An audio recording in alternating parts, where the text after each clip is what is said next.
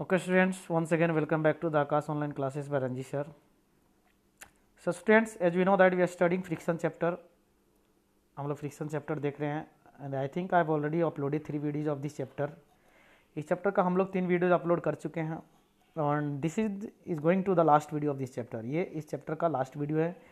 कुछ टॉपिक छूट गया था तो मैंने सोचा क्यों छोड़ूँ, सारे टॉपिक्स को कवर कर लेता हूँ छोटा सा वीडियो बना करके.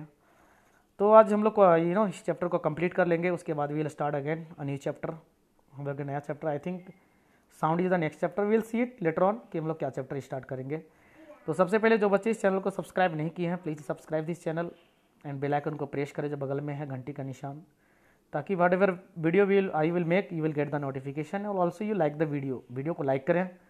वीडियो को आप लाइक करते हैं तो मुझे अच्छा लगता है, मोटिवेशन मिलता है.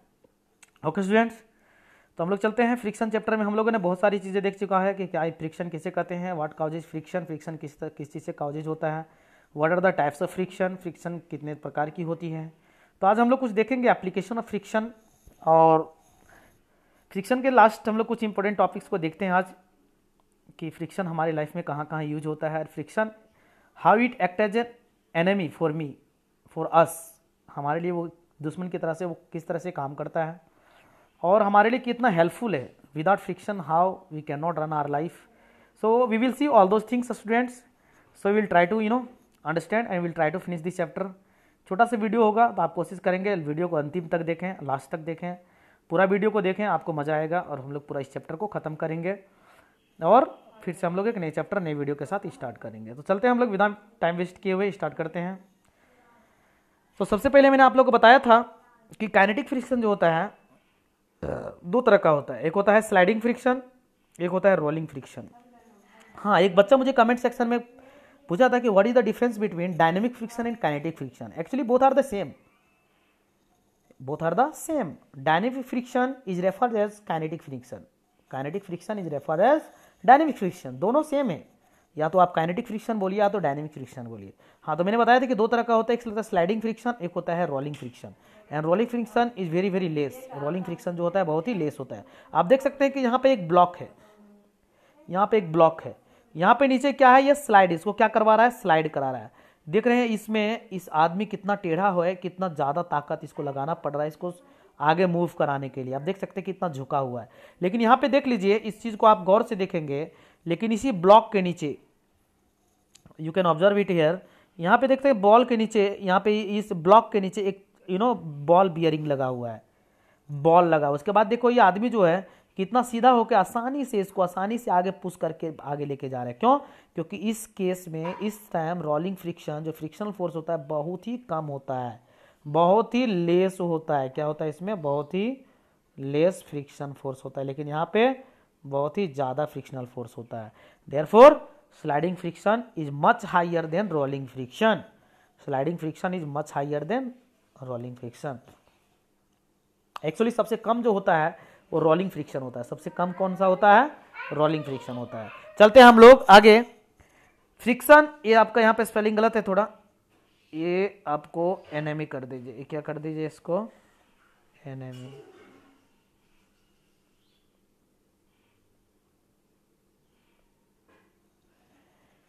ये एनेमी है, ठीक है. Friction act as an enemy, friction act as an enemy. ये हमारे लिए एक तरह से दुश्मन की तरह से क्यों बिहेव करता है. Okay, friction as an evil, हम लोग इसको ये भी लिख सकते हैं. Friction act as an friction act as an evil, friction act as an evil. Okay, ये किस तरह से एविल के रूप में काम करता है. तो हम लोग चलते हैं कि ये एविल के रूप में कैसे काम करता है. पहला, friction produces heat. Friction produces heat. How does friction produces heat. तो हम लोग देखते हैं कि जब दो बॉडी आपस में, दोनों के बीच में घर्षण होती है, दोनों के बीच में घर्षण होती है. अगर घर्षण होती है तो बीच में फ्रिक्शनल फोर्स लग रहा है, और फ्रिक्शनल फोर्स के कारण क्या होता है, बीच में हमारा हीट प्रोड्यूस होता है. क्या होता है? हीट प्रोड्यूस होता है. एज अ फ्रिक्शन, आप देख सकते हैं यहाँ पे, as a friction involves breaking bonds, they make the particles vibrate, increase kinetic energy and therefore increases heat. Okay students, and therefore increases heat.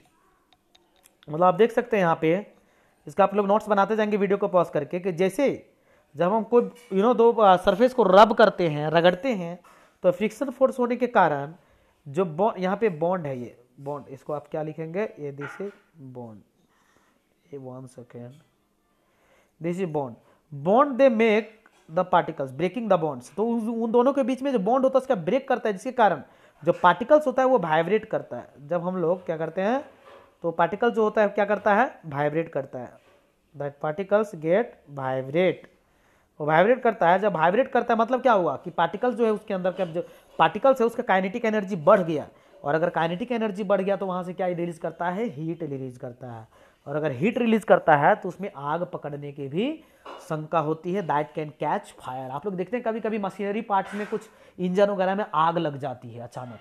क्यों आग लग जाती है, क्योंकि उसके अंदर में हीट ज़्यादा प्रोड्यूस हो जाता है, वो घर्षण होने के कारण, फ्रिक्शनल फोर्स होने के कारण उसके अंदर में क्या हो जाती है, आग पैदा हो जाती है, और दैट कैन काउज फायर। तो हमारे लिए क्या हुआ, एक एनिमी की तरह से काम कर रहा है, एक दुश्मन की तरह से काम कर रहा है। हम लोग चलते हैं नेक्स्ट स्लाइड में और कुछ एग्जांपल लेते हैं हम लोग इसका। सबसे नेक्स्ट स्लाइड में जाने से पहले कुछ एग्जांपल और इसका समझने की कोशिश करते हैं। ये बॉन्ड है, आप यहाँ पे एक चीज़ मैं आपको बता रहा हूँ, ये जो है आपको देखने, सॉरी मैं थोड़ा सा इसको क्लियर कर देता हूँ, बोर्ड को साफ कर देता हूँ, उसके बाद में आपको समझाने की कोशिश करता हूँ। ये जो है ये बॉन्ड लिखा है, ये जो है ये वाइब्रेट लिखा है, क्या लिखा है, वाइब्रेट लिखा है। थोड़ा सा बोर्ड का प्रॉब्लम है, ये क्या है, एनर्जी लिखा है। ओके स्टूडेंट्स, और हमारा देखते हैं अगला क्या है, अगला एनिमी के रूप में क्या है, वियर एंड टियर। नेक्स्ट क्या है इसका, वियर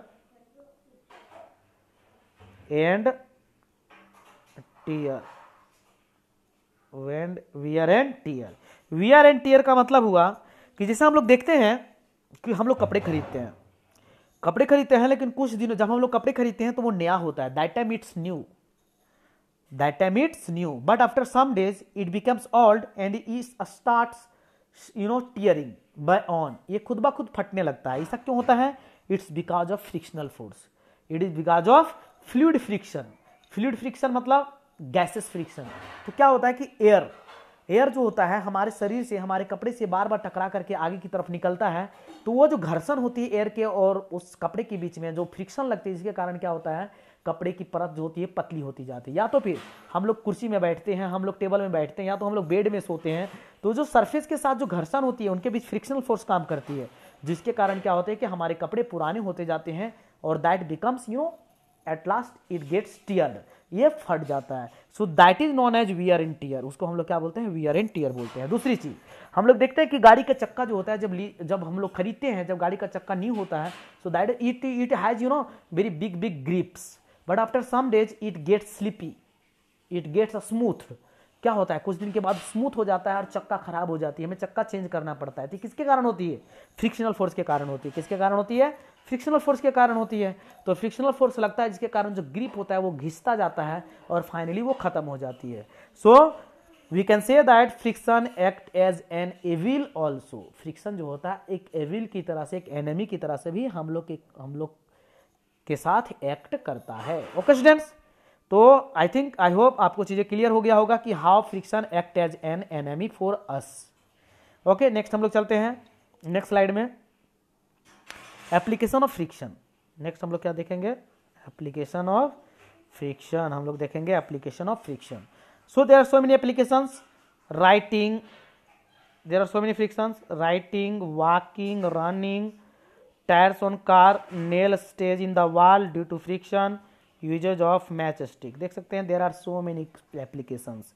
राइटिंग, हम लोग कुछ लिखते हैं, मान लेते हैं हम लोग बोर्ड पे मार्कर से लिख रहे हैं, अगर मान लीजिए फ्रिक्शनल फोर्स नहीं होता तो क्या बोर्ड हमारा, हम लोग क्या उस मार्कर से उसमें लिख पाते, नहीं लिख पाते, वो स्लिप कर जाता, वो आगे की तरफ चल जाता। That time we would not be able to write something. हम लोग क्या कर सकते थे, हम लोग कुछ भी लिखने के लायक नहीं होते। तो लिखने में फ्रिक्शनल फोर्स काम करता है। वॉकिंग, चलने में, अगर मान लीजिए कि अगर फ्रिक्शनल फोर्स हमारे पैर के नीचे काम नहीं करता तो क्या हम लोग चल पाते, नहीं चल पाते, हम लोग स्लिप कर जाते, हम लोग आगे की तरफ मूव कर जाते। तो नेक्स्ट है रनिंग, रनिंग दौड़ने के लिए भी। Tyre on car, tyre on car की बात, मैंने भी टायर की बात बता रहा था कि टायर जो होती है, अगर टायर के बीच में अगर फ्रिक्शनल फोर्स ना लगे तो क्या वो टायर आगे की तरफ बढ़ेगा, नहीं, वो वहीं पे राउंड राउंड घूमने लगेगा। जैसे you can observe it in field, आप लोग खेतों में देख सकते हैं कि किसान लोग जो होते हैं जब खेती करने के लिए ट्रैक्टर को जब अंदर लेकर के जाते हैं और वो जब कीचड़ में कभी कभी फंस जाता है तो उसका चक्कर राउंड राउंड राउंड राउंड वहीं घूमने लगता है। क्यों? Because that surface is very very smooth and the frictional force is not working there, so that is why that tires not coming forward, so without friction a car, a bus, anything cannot move, कुछ भी हमारा आगे नहीं बढ़ सकता है। nail stage on the wall, अगर frictional force नहीं होता क्या दीवार में हम लोग कील को ठोक सकते थे? नहीं ठोक सकते थे, वो डायरेक्ट स्लिप करके अंदर चला जाता। So these are the application of friction force. Without friction we cannot do anything in our life. Friction is necessity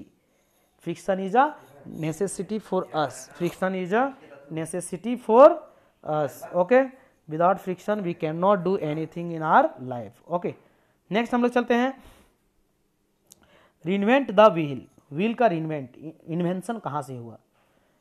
wheel का इन्वेंशन हम लोग क्यों किए? व्हील का इन्वेंशन हम लोग किए to reduce the frictional force. जैसे मैंने अभी आपको बताया था इस स्लाइड में, यहाँ पे इस स्लाइड में, इस फिगर में मैंने आपको बताया था, इस फिगर में आप देख सकते हैं कि यहाँ एक ब्लॉक है, यहाँ पे एक ब्लॉक है, यहाँ पे जो है एक ब्लॉक है, इसमें कोई भी व्हील नहीं लगा हुआ है। इस ब्लॉक को आगे बढ़ाने के लिए देख सकते हैं कि कितना फोर्स लगाने की जरूरत पड़ रही है।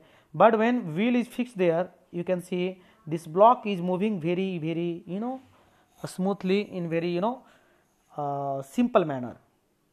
It is moving in very simple manner.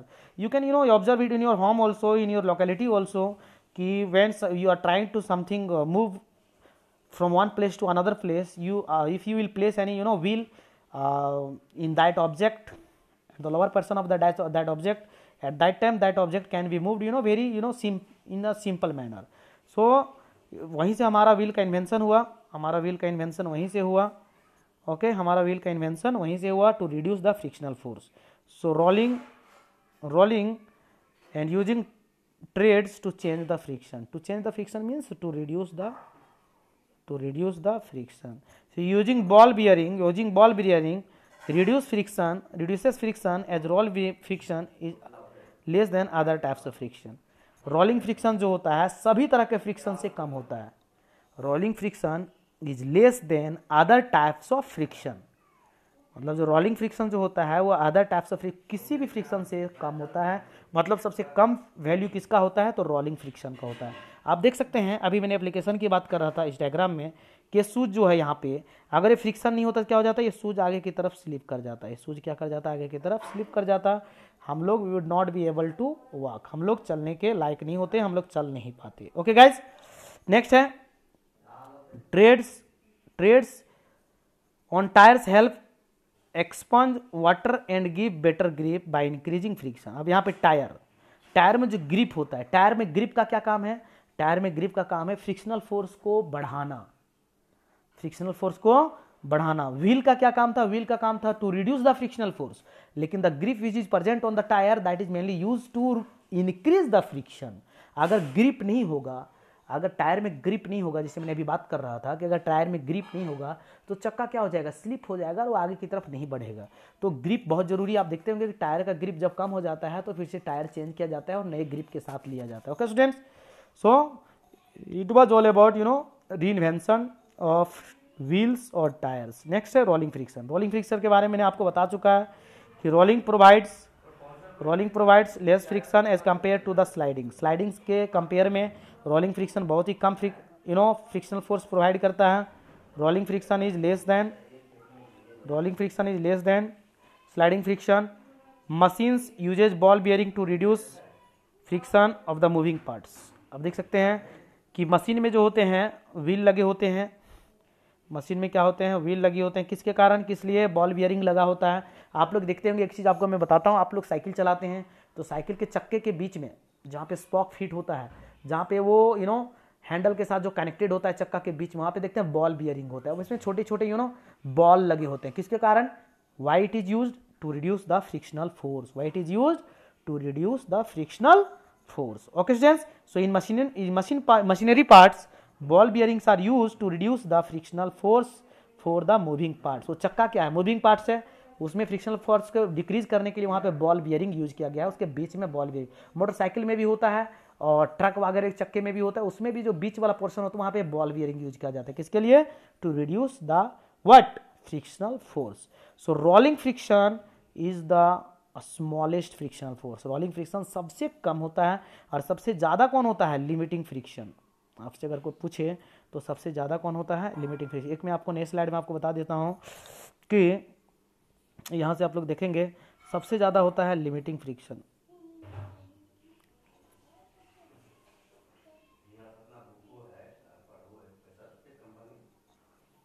सबसे क्या होता है? लिमिटिंग फ्रिक्शन सबसे ज़्यादा होता है। लिमिटिंग फ्रिक्शन सबसे ज़्यादा होता है।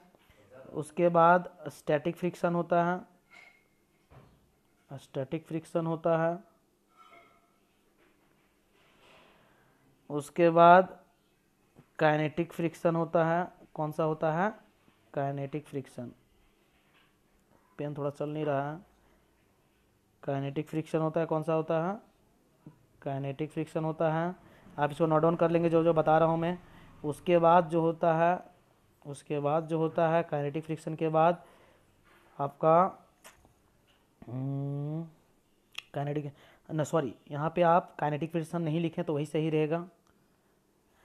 सबसे ज़्यादा हो गया आपका लिमिटिंग फ्रिक्शन, फिर हो गया स्टैटिक फ्रिक्शन, उसके बाद हो गया यहाँ पे स्लाइडिंग फ्रिक्शन। क्या? Sliding friction. और लास्ट में आपका रोलिंग फ्रिक्शन। लास्ट में जो आपका होता है वो रोलिंग फ्रिक्शन होता है। ओके, तो आप देख सकते हैं कि सबसे ज़्यादा कौन सा है? सबसे ज़्यादा यहाँ पे है काइनेटिक फ्रिक्शन, फिर स्टैटिक फ्रिक्शन, फिर स्लाइडिंग फ्रिक्शन, फिर रोलिंग फ्रिक्शन। इस चीज़ को आप लोग नोट डाउन कर लेंगे, इस चीज़ को आप लोग नोट डाउन कर लेंगे। तो सबसे ज़्यादा लिमिटिंग फ्रिक्शन होता है। ओके स्टूडेंट्स, अब हम लोग चलते हैं नेक्स्ट स्लाइड में। स्काई डाइविंग कैट, ये क्या होता है? Drag force. Sky diving cat, ये आप ये इस चीज़ को देख सकते हैं, जो तैराक होते हैं, जो तैराक होते हैं, तो frictional force exerted by fluids is called drag. जो फ्रिक्शनल फोर्स फ्लूइड के द्वारा जो लगाया जाता है उसे ड्रैग कहते हैं। क्या कहते हैं उसे? That is known as drag.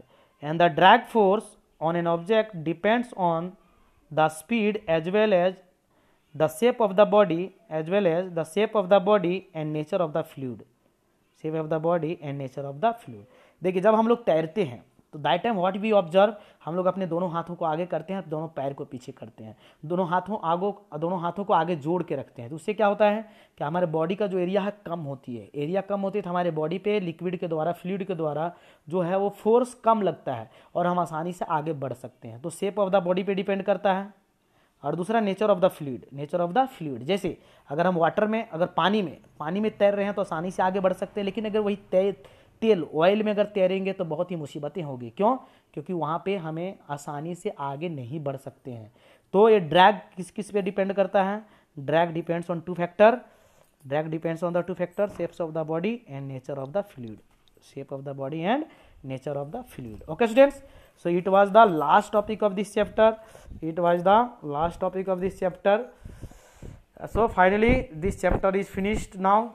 We have finished this chapter. We have finished today 2 chapters. That first one force and pressure, and today is the friction chapter. तो हम लोग 2 चैप्टर कंप्लीट कर चुके हैं। जो बच्चे हमारे पिछले वीडियोस को नहीं देखे हैं तो सबसे पहले वो सारी वीडियोस को देख लें और नोट्स को कंप्लीट कर लेंगे। और जो बच्चे हमारे चैनल को सब्सक्राइब नहीं किए हैं, प्लीज़ सब्सक्राइब दिस चैनल और बेल आइकन को प्रेस करेंगे और वीडियो को लाइक भी करेंगे, so that I will get the motivation and I will try to provide you best possible material. Okay students, so तब तक के लिए bye bye, have a nice day.